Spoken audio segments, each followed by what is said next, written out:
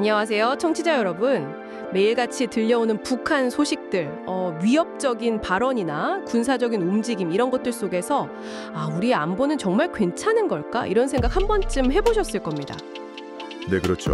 김정은 정권의 숭배는 뭘까? 또 한반도는 앞으로 어떻게 될까?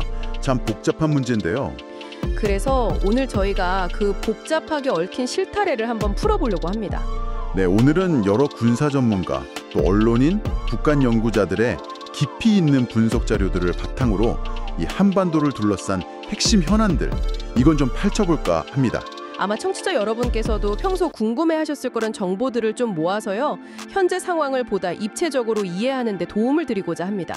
네, 본격적인 분석에 앞서서 오늘 다룰 내용의 핵심, 그 요약을 먼저 좀 짚어보고 시작하는 게 좋을 것 같습니다. 좋습니다. 핵심은 이거죠. 한국의 군사력 세계 순위는 굉장히 높습니다. GFP 5위라고 하니까요.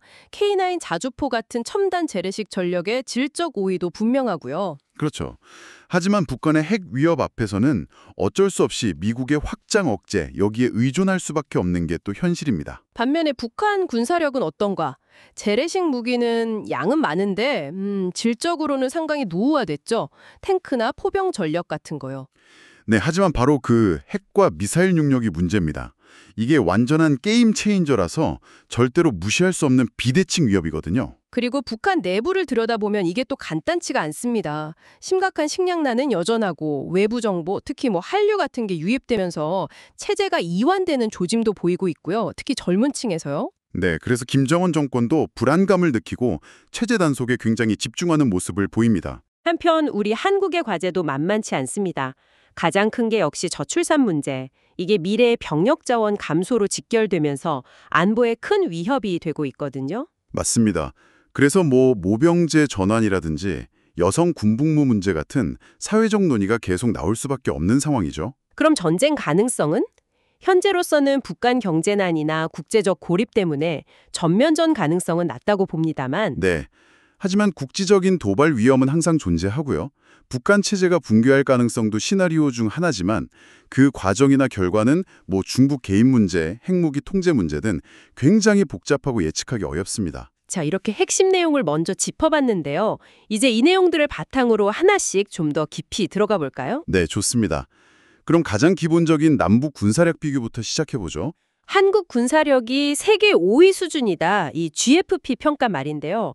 이게 상당히 높아 보이긴 하는데 근데 이게 다는 아니라는 지적도 있잖아요. 맞습니다. GFP 순이라는 게 병력 수, 무기 개수, 국방 예산, 경제력 이런 양적인 측면을 종합적으로 보는 데는 분명히 유용해요. 네네. 하지만 그 무기의 질적인 수준이라든가 실제 운용 능력, 그리고 결정적으로 핵무기 보유 여부 이런 건 제대로 반영하지 못한다는 아주 명확한 한계가 있죠. 단순히 숫자만 봐서는 실제 전투력을 알기 어렵다. 이런 거군요. 그렇죠. 숫자만 보면 오히려 북한이 앞서는 부분도 있거든요. 탱크 수나 포회 수 같은 거요. 근데 이게 실제 전투력이라고 보긴 어려운 거죠. 그럼 한국군의 강점은 역시 그 첨단 기술하고 우수한 인력 이쪽이라고 봐야겠네요. 네, 맞습니다. 세계적인 명품 무기로 꼽히는 K9 자주포, 이것만 봐도 알 수 있죠. 발사 속도나 자동화 수준, 정밀 타격 능력 이런 면에서 북한의 낡은 포하고는 비교 자체가 사실 어렵습니다. K9 자주포가 그 슛 앤 스쿠트, 그러니까 쏘고 빠지는 능력이 뛰어나다고 하죠. 네, 1분 안에 6발 이상을 빠르게 쏘고 신속하게 자리를 옮길 수 있으니까 생존성이 아주 높죠. 반면에 북한 주력 자주포들은 대부분 수동으로 장전해야 하고 발사 속도도 훨씬 느리거든요. 효율성에서 큰 차이가 나는 겁니다. 그리고 우리 장병들 교육 수준이 높다는 것도 강점이고요. 그럼요. 첨단 장비를 다루고 전술을 이해하는 능력이 빠르죠. 그리고 전역 후에 예비군으로 편입되어도 상당한 전투력을 유지하고요. 예전에 LA 폭동 때 한인 예비역들이 자율적으로 방어선을 구축했던 사례, 이게 우리 예비군의 잠재력을 보여주는 예로 자주 언급되곤 합니다. 유럽 국가들과 비교해도 우리가 좀 다른 측면이 있죠. 우리는 바로 코앞에 북한이라는 위협이 있으니까 자체 국방력 강화에 집중하는데 유럽은 나토라는 집단 안보 체제에 좀 더 의존하는 경향이 있고요. 네, 맞습니다. 위협 인식의 차이가 군사력 투자 방향에도 영향을 미치는 거죠. 그럼 이제 북한 쪽을 좀 볼까요? 재래식 전력의 양, 이건 여전히 무시 못할 수준이죠. 네, 양적으로는 많습니다. 탱크는 4,300여 대로 우리보다 거의 2배 많고 포병 전력도 8,000문 이상이니까 숫자상으로는 분명 우위에 있어요. 근데 문제는 이게 대부분 아주 오래된 장비라는 거잖아요. 그렇죠. 대부분 50년대에서 70년대에 도입된 구형 장비들이고 또 만성적인 연료 부족이나 부품 조달 문제 때문에 실제 가동률이나 훈련 수준은 매우 낮을 것으로 추정됩니다. 하지만 북한에게도 좀 위협적인 카드가 있긴 하죠. 그 비대칭 전략이라고 하는 것들이요. 네, 특히 최근 성능이 개량됐다고 하는 초대형 방사포 같은 다연장 로켓 시스템, 이건 수도권을 직접 타격할 수 있어서 상당한 위협으로 평가됩니다. 그렇지만 뭐니 해도 북한 군사력의 핵심, 게임 체인저는 역시 핵무기겠죠. 그렇습니다. 설사 소량이라 할지라도 핵보유국이라는 그 사실 자체가 재래식 전력의 모든 열세를 상쇄하고도 남는 엄청난 전력적 무게를 갖는 거죠. 북한이 그 어려운 경제 상황 속에서도 핵이랑 미사일 개발에 집착하는 이유가 바로 그거군요. 네, 바로 거기에 있습니다. 그래서 핵 능력을 포함하면 남북 군사력을 단순 비교하는 건 사실상 의미가 없어지는 겁니다. 결국 우리 군사력 순위가 아무리 높아도 우리가 북한 위협을 심각하게 느끼는 근본적인 이유, 바로 그 핵무기 때문이네요. 맞습니다. 자, 그럼 자연스럽게 다음 주제 핵 위협과 우리의 방어 체계로 넘어가 보겠습니다. 북한 핵 능력, 지금 어느 정도 수준이라고 봐야 할까요? 정확한 정보는 사실 알기 어렵습니다만 많은 전문가들은 북한이 이미 미국 본토의 주요 도시나 해외 미군 기지를 타격할 수 있는 ICBM, 즉 대륙간 탄도미사일 능력을 상당 부분 확보했을 가능성이 높다고 평가하고 있습니다. 미국 본토까지요? 이건 정말 심각한 문제인데요. 네, 단순히 한반도 문제를 넘어서 미국과의 직접적인 핵균형 문제로까지 이어질 수 있다는 점에서 매우 심각한 위협이죠. 이런 상황에서 그럼 한국이 자체적으로 핵 개발에 나서는 건 현실적으로 가능한 시나리오일까요? 일부에서는 계속 필요하다는 주장이 나오긴 하는데요. 현실적으로는 매우 어렵다고 봐야 합니다. 자체 핵 개발을 시도하는 순간 국제사회로부터 강력한 경제 제재를 받게 될 텐데요. 수출로 먹고 사는 우리 경제 구조상 이걸 감당하기가 거의 불가능할 겁니다. NPT 탈퇴에 따른 외교적 고립도 있을 거고요. 그렇죠. 그래서 현재 우리의 가장 중요한 핵 방어 전략은 미국의 확장 억제, 즉 Extended Deterrence 공약에 의존하는 것입니다. 흔히 해구산이라고 부르는 개념이죠. 확장 억제, 해고산. 좀 더 구체적으로 설명해 주실 수 있을까요? 네, 쉽게 말하면 동맹국이 핵 공격 위협을 받거나 실제 공격을 당했을 때 미국이 자국의 핵무기를 포함한 모든 군사력을 동원해서 공격자를 응징, 보복하겠다. 이런 약속입니다. 약속의 실효성을 위해서 여러 조치들이 있는 거죠? 그렇습니다. 이걸 실질적으로 보장하기 위해서 핵탄도 탑재가 가능한 미국의 전략폭격기나 핵추진잠수함 SSBN, 항공모함 같은 전략 자산들이 주기적으로 한반도 인근에 전개되고요. 고고도 미사일 방어 체계인 사드도 배치되어 있죠. 작년에 발표된 워싱턴 선언도 이런 맥락이고요. 네, 맞습니다. 워싱턴 선언은 이러한 확장 억제 실행력을 더욱 강화하기 위한 한미 간의 합의를 구체화한 것이라고 볼 수 있습니다. 물론 미국 약속만 믿고 있을 수는 없으니까 우리 자체적인 방어 시스템, 이른바 한국형 삼축 체계도 구축하고 있잖아요. 이게 좀 복잡한데 핵심 개념 위주로 좀 설명해 주시죠. 네, 삼축 체계는 북한의 핵미사일 위협에 대응하는 우리의 독자적인 다층 방어 및 응징 전략입니다. 크게 3가지 축으로 이루어져 있는데요. 네. 첫 번째 축은 킬체인입니다. 이건 북한이 미사일을 발사하려는 징후가 명확할 때 발사 전에 원점을 선제 타격해서 위협을 제거한다는 개념이고요. 아, 쏘기 전에 먼저 때린다. 그렇죠. 두 번째 축은 한국형 미사일 방어 KAMD입니다. 이건 만약 선제 타격에 실패해서 북한이 미사일을 발사했다면 날아오는 미사일을 중간에 요격하는 일종의 방패 역할입니다. 날아오는 걸 막는 거고요. 네. 마지막 3번째 축은 대량 응징 보복 KMPR인데요. 만약 우리가 북한의 핵 공격으로 피해를 입었다면 즉각적으로 북한 지도부와 핵심 시설에 압도적인 보복 공격을 가해서 추가 도발 의지를 꺾는다는 아주 강력한 응징 개념입니다. 현무미사일 같은 걸 활용해서요. 선제 타격, 킬체인, 요격, KAMD, 응징보복, KMPR. 이렇게 3단계로 대응한다. 근데 이 삼축 체계가 과연 완벽하게 작동할 수 있을까? 이런 의문도 좀 제기되잖아요. 특히 킬체인 같은 경우에요. 맞습니다. 킬체인의 실효성 문제는 꾸준히 제기되어 왔어요. 발사 징후를 100% 정확하게 포착한다는 게 현실적으로 매우 어렵고 또 짧은 시간 안에 선제 타격을 결정해야 하는데 그 정치적, 외교적 부담도 상당하거든요. 오판의 위험성도 있고요. 그래서 다른 방안도 같이 고민하는 거군요. 네, 최근에는 발사 전에 지휘 통신망을 교란하거나 무력화하는 방식 같은 대안들도 함께 모색되고 있습니다. 또 KAMD 역시 수많은 미사일을 동시에 완벽하게 다 막아내기는 어렵다는 한계가 분명히 존재하고요. 그럼 결국 어떻게 해야 할까요? 그래서 삼축 체계의 완성도를 계속 높여나가는 노력과 함께 한미동맹을 굳건히 하고 나아가 일본과의 정보 공유 같은 삼국 간 안보 협력을 강화하는 것이 매우 중요합니다. 이건 단순한 동맹 문제가 아니라 공동의 위협에 대한 실질적인 대응 능력을 높이기 위한 협력 차원에서 접근해야 하는 거죠. 정말 상상하고 싶지 않은 시나리오지만 만약에 최악의 상황, 그러니까 핵 공격이 실제로 발생한다면 그땐 어떻게 해야 할까요? 자료에는 서울 도심에 핵이 떨어지는 시나리오도 있던데요. 네. 모의 실험 결과를 보면 정말 참혹합니다. 소형 전술핵 한 발이라도 서울 상공에서 터진다면 폭심지 주변 수 킬로미터는 사실상 그냥 소멸한다고 봐야 하고요. 엄청난 인명피해와 함께 거대한 화염폭풍이 도시를 휩쓸 것으로 예측됩니다. 그런 상황에서 생존 가능성을 조금이라도 높이려면요. 핵 경보가 발령되면 즉시 최대한 깊은 지하시설로 대피하는 것이 최선입니다. 지하철역이나 대형 건물의 지하주차장 같은 곳들이요. 그런데 우리나라에 제대로 된 핵 대피 시설이 부족하다? 이런 지적도 계속 나오잖아요. 네, 안타깝게도 그게 현실입니다. 대부분의 민방위 대피소는 그냥 일반 건물의 지하 공간이라서 핵 공격에 대한 방어 능력이 매우 취약하거든요. 평상시에 핵 공격 대비 훈련을 강화하고 또 실질적인 방어 능력을 갖춘 대피 시설을 확충하는 노력이 정말 시급합니다. 미국의 핵 우산, 우리의 삼축 체계, 그리고 그 한계. 정말 안보 현실이 복잡하고 어렵네요. 듣고 가신 청취자 여러분께서도 좀 불안감을 느끼실 수 있을 것 같은데요. 네, 하지만 이게 우리가 직면한 현실이고 이 안에서 최선의 방어 전략을 끊임없이 고민하고 발전시켜 나가야 하는 그런 상황인 것 같습니다. 자, 이제 시선을 좀 바꿔서 북한 내부로 한번 들어가 보겠습니다.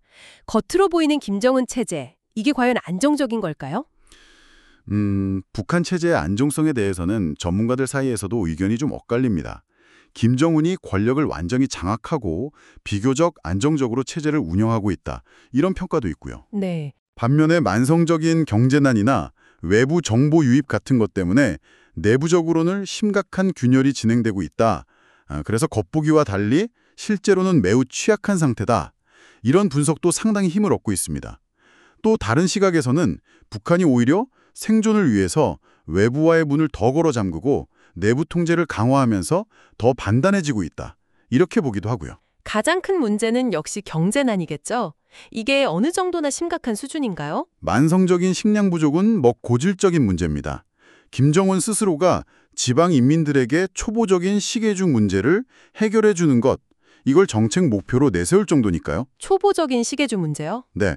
근데 여기서 말하는 그 초보적 식애중 문제 해결이라는 게 간장이나 된장 같은 기본 양념을 공급하는 걸 의미한다. 이런 분석이 나올 만큼 지방의 상황은 굉장히 열악한 것으로 보입니다. 정말 기본적인 거네요. 러시아 같은 데서 지원을 좀 받긴 하지만 그걸로는 부족하고요. 네, 턱없이 부족하죠. 공식 배급 시스템은 거의 마비된 상태라고 봐야 하고요. 그래서 주민들은 장마당, 이 비공식 시장에 의존해서 생계를 이어가고 있다는 거군요. 맞습니다. 주민들 소득의 상당 부분이 이 장마당을 통한 비공식 경제활동에서 나온다는 분석도 있을 정도니까요. 국가 통제 경제가 제대로 작동하지 않으니까 시장이 그 빈자리를 메우고 있는 셈이죠.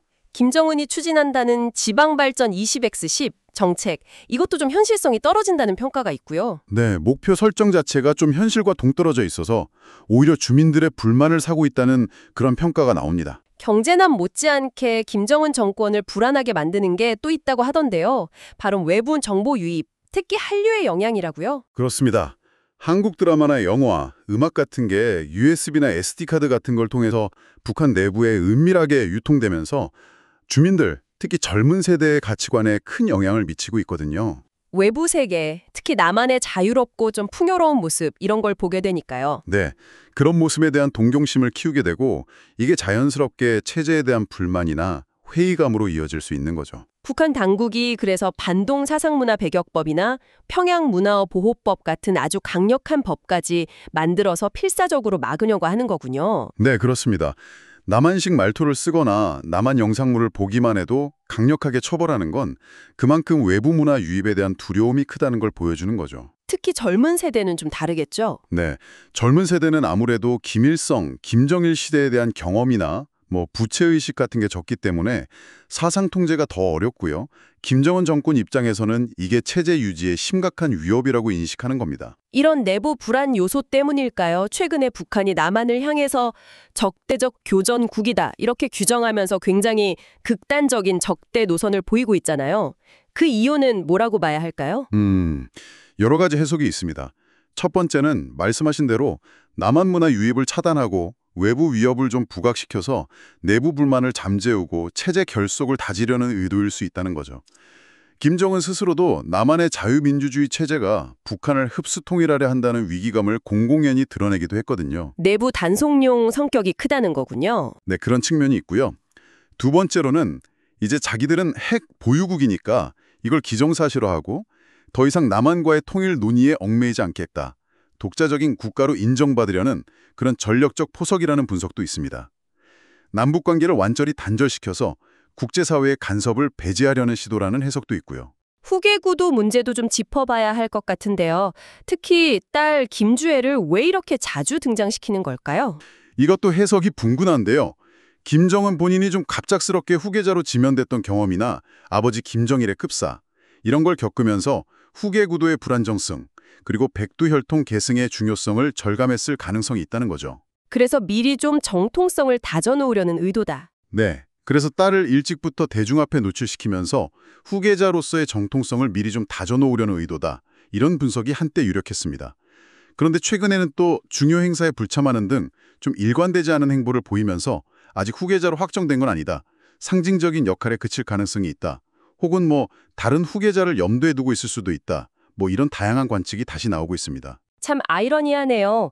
외부에는 굉장히 강경한 모습을 보이면서도 내부적으로는 경제난, 사상이완 같은 취약성을 안고 있고 심지어 K드라마의 영향력까지 두려워하는 모습이라니요. 네, 그렇죠.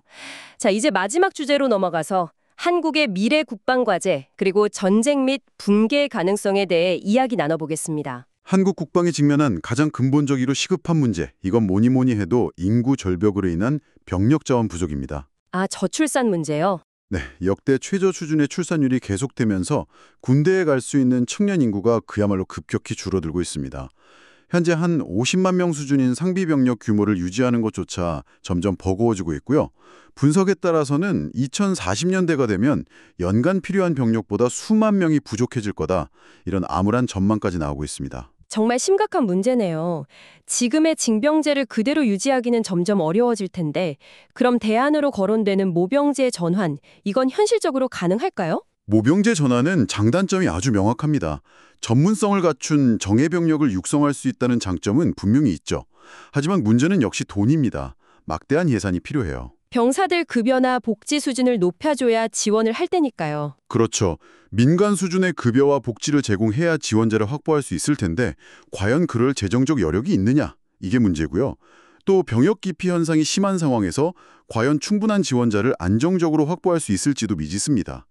모병제를 하는 미군조차도 병력 충원에 어려움을 겪는 현실을 좀 봐야 합니다. 그래서 병력 부족을 해결할 또 다른 방안으로 영성군 복무 확대 또는 의무화 논의가 계속 나오는 거군요. 네, 그렇습니다. 노르웨이나 스웨덴, 이스라엘 같은 일부 국가에서는 이미 여성이 남성과 동등하게 또는 일정 기간 의무적으로 군복무를 하고 있거든요. 병력 자원 부족 문제를 해결할 현실적인 대안 중 하나로 거론될 수밖에 없는 상황이죠. 하지만 한국 사회에서 이 문제는 굉장히 민감하고 복잡하잖아요. 네, 맞아요. 여성 전용 시설 확충 같은 추가 비용 문제도 물론 있겠지만 무엇보다 사회적 합의를 이루기가 정말 쉽지 않아 보입니다. 특히 젠더 갈등 문제하고 얽혀서 더 그렇죠. 남성만 병역 의무를 지는 게 역차별이다 이런 주장하고 군 복무 환경의 특수성을 고려해야 한다 이런 반론이 아주 팽팽하게 맞서고 있고요. 헌법재판소는 현행 제도가 합헌이라고 판단했지만 논쟁은 계속되고 있고 정부도 좀 적극적인 입장을 내놓지 못하고 있습니다. 그래서 당장 여성 징병제를 도입하기보다는 여성 부사관이나 장교 모집을 좀 더 확대하고 점진적으로 여성 사병 복무를 허용하는 방안부터 사회적 논의를 시작해야 한다. 이런 의견도 나오고 있습니다. 또 현역 병력이 줄어드는 것에 대비해서 예비군 전력을 좀 더 정예화하고 유사시 동원 체계를 효율화하는 것도 아주 중요한 과제고요. 인구 구조 변화라는 이 거대한 흐름 앞에서 국방 시스템의 근본적인 변화가 불가피해 보입니다. 뭐 모병제든 여성 군복무든 예비군 강화 등 어떤 선택을 하던 참 쉽지 않은 결정이 될 것 같습니다. 청취자 여러분께서는 이 문제에 대해 어떻게 생각하시는지 궁금하네요. 네. 자, 이제 정말 마지막으로 전쟁, 분괴, 그리고 통일 가능성에 대해 짚어보겠습니다. 현재로서는 북한이 전면전을 일으킬 가능성은 낮다. 이게 대부분 전문가들의 공통된 분석입니다. 이유는 뭘까요? 앞서 살펴본 것처럼 북한의 경제력이나 재래식 군사력으로는 장기간의 현대전을 지속할 능력이 부족하고요. 또 전쟁이 발발했을 때 중국이나 러시아로부터 과거와 같은 그런 전폭적인 지원을 기대하기도 어렵습니다. 특히 중국은 자국의 경제적 이익과 안정 유지를 우선시하기 때문에 한반도에서의 전면전을 원하지 않을 가능성이 높다고 봅니다. 하지만 전면전 가능성이 낮다고 해서 뭐 안심할 수는 없는 거죠. 국지적인 도발 위험은 항상 있는 거 아닙니까? 그렇습니다. 특히 성해 북방한계선, NLL 인근 해상에서의 무력 충돌이나 아니면 내부 불만을 외부로 돌리거나 협상력을 높이기 위한 어떤 계산된 군사도발 가능성, 이런 건 언제든 열려있다고 봐야 합니다. 이런 국지적 충돌이 자칫 잘못해서 확전으로 이어질 위험성도 완전히 배제할 수는 없고요. 북한 체제의 붕괴 가능성은 어떻게 보시나요? 이것도 뭐 오랫동안 계속 제기되어 온 시나리오인데요. 네. 경제난이 심화되고 외부 정보 유입에 따라서 민심이 이반되고 또 엘리트층의 균열 같은 것들이 복합적으로 작용해서 내부로부터 붕괴할 가능성은 분명히 존재한다고 봅니다. 다만 그 시기나 방식을 예측하기는 매우 어렵다는 거죠. 붕괴 방식도 다양할 수 있겠네요. 네, 뭐 급작스러운 쿠데타나 민중 봉기 형태일 수도 있고 아니면 점진적인 체제 와해 과정일 수도 있습니다. 물론 붕괴 가능성 자체를 낮게 보는 시각도 여전히 존재하고요. 만약에 북한이 실제로 붕괴한다면 그 이후의 상황은 상상하기 어려울 정도로 혼란스러울 것 같은데요. 네, 엄청난 도전 과제들이 산적해 있습니다. 가장 시급한 건 역시 북한이 보유한 핵무기나 생화학 무기 같은 대량 살상 무기, WMD, 이걸 안전하게 확보하고 통제하는 문제고요. 네, WMD 확보가 최우선이겠네요. 그렇죠. 또 대규모 탈북 난민 발생에 대비한 인도적 지원과 관리체계 구축도 필요하고요. 무엇보다 중요한 변수는 역시 중국의 개입 가능성입니다. 중국이요? 네, 중국은 자국의 영향력을 유지하고 또 완충지대를 확보하기 위해서 북한 지역에 군대를 파견하거나 안정화 작전에 깊숙이 관여하려 할 수 있습니다. 이건 우리의 통일 주도권 확보에 큰 장애물이 될 수 있죠. 통일. 헌법에는 명시된 우리의 목표지만 현실적으로 통일에 대한 국민적인 열망이나 공감대는 예전 같지 않은 것 같습니다. 특히 젊은 세대는 통일 비용 부담이나 사회 혼란 이런 거에 대한 우려가 크잖아요. 맞습니다. 그래서 급진적인 흡수 통일보다는 교류와 협력을 통해서 북한 사회의 점진적인 변화를 유도하고 장기적으로 평화적인 통일 기반을 마련하자는 기능주의적 접근이나 소프트 파워를 활용한 통일론, 이런 것들도 힘을 얻고 있습니다. 어떤 방식이든 참 어렵네요. 네, 어떤 방식의 통일이든 북한 내부 문제뿐만 아니라 주변 강대국, 특히 중국의 입장을 고려해야 하는 아주 복잡한 고차 방정식인 셈입니다. 전면전 위험은 낮지만 국지 도발 가능성은 늘 있고 북한 붕괴 시나리오는 예측 불가능한 변수가 너무 많고 통일은 점점 더 멀게 느껴지는 현실, 참 어려운 상황입니다. 네, 오늘 우리는 한국의 강력한 재래식 군사력과 이걸 무력화하는 북한의 핵 위협이라는 그 비대칭적인 현실, 또 겉으로는 강경하지만 속으로는 취약성을 드러내는 북한 내부 상황, 그리고 저출산이라는 우리 한국 사회의 근본적인 문제와 미래 안보 과제까지 정말 매우 복잡하게 얽혀있는 한반도 안보의 다층적인 모습을 살펴봤습니다. 마지막으로 청취자 여러분께 이런 질문을 한번 던지면서 마무리하고 싶습니다. 여러 분석가들은 북한이 전면전 수행 능력이 부족하고 내부적으로 취약하기 때문에 오히려 체제 붕괴에 대한 극심한 두려움을 느끼고 있다고 지적합니다. 혹시 이 두려움이 역설적으로 북한 정권의 단기적인 행동을 더욱 예측 불가능하게 만드는 요인이 될 수는 없을까요? 충분히 가능한 시나리오죠. 그리고 우리는 이러한 예측 불가능한 북한 리스크를 관리하는 동시에 저출산이라는 이 피할 수 없는 내부 도전에 어떻게 현명하게 대처해 나가야 할까요? 한번 깊이 고민해 볼 문제인 것 같습니다. 네, 오늘 저희의 심층 분석이 청취자 여러분의 이해를 돕는데 조금이나마 기여했기를 바랍니다. 함께해 주셔서 감사합니다. 다음에 더욱 흥미로운 주제로 다시 찾아뵙겠습니다.